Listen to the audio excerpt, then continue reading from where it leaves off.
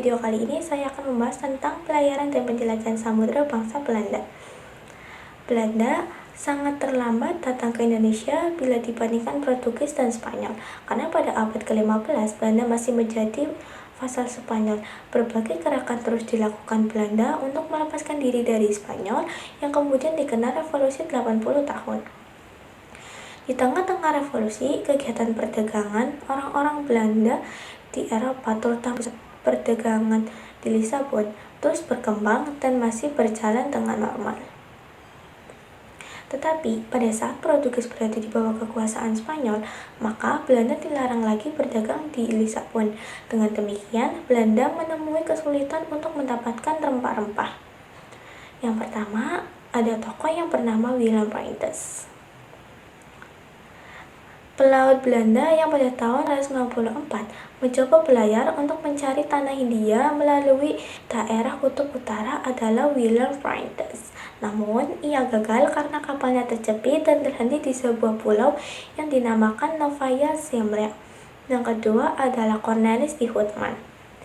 Tahun 1596, pelaut Belanda yang lain yakni Cornelis de Houtman dan Pieter de Keyser memulai pelayaran tahun 1596. Cornelis de Houtman serta armadanya berhasil mencapai Kepulauan Nusantara dan ia rombongan mendarat di Banten. Sesuai dengan niatnya untuk berdagangan, maka kehadiran Cornelis de Houtman diterima baik oleh rakyat Banten dan melihat pelabuhan Banten yang begitu strategis dan adanya hasil tanaman rempah-rempah di wilayah itu, Cornelis de Houtman berambisi untuk memonopoli perdagangan di Banten. Yang ketiga adalah Joseph van Hemkes. Ekspedisi penjelajahan berikutnya segala dipersiapkan untuk kembali untuk menuju ke Pulau Nusantara. Rombongan kali ini dipimpin antara lain oleh Joseph van Hemkes. Tahun 1596, Van Hemkes dan armadanya sampai di Nusantara dan juga mendarat di Banten. Belanda mulai melakukan aktivitas perdagangan. Kapal-kapal mereka mulai berlayar di timur dan singgah di Tuban. Dari Tuban, pelayaran dilanjutkan ke timur menuju Maluku dengan pimpinan Joseph van Hemkes tahun 1599.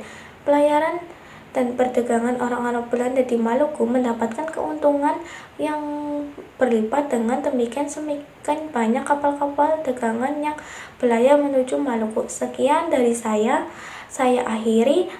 Wassalamualaikum warahmatullahi wabarakatuh.